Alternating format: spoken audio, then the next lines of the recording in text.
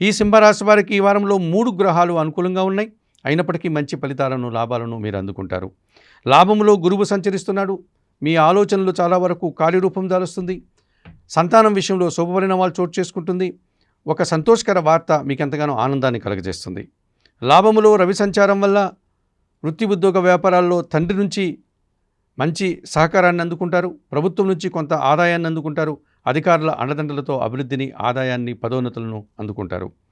షష్టమంలో చంద్ర సంచారం ఉంది. ఒక్క విషయంలో అతి సునాయాసంగా మీరు పోటీని ఎదుర్కొని విజయాలను సాధిస్తారు.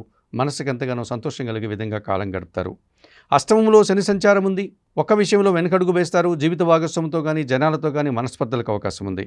జన్మరాశిలో కుజుడు సంచరిస్తున్నాడు. కుటుంబంలో అధిక ఖర్చులు, వాహన సమస్యలు, భూ సమస్యలు ఇబ్బందిగా మారే సూచన కనిపిస్తుంది. ఈ రాశి వారికి ఈ వారంలో ఆది, సోమ, మంగళ, గురువారాలు అనుకూలంగా ఉన్నాయి.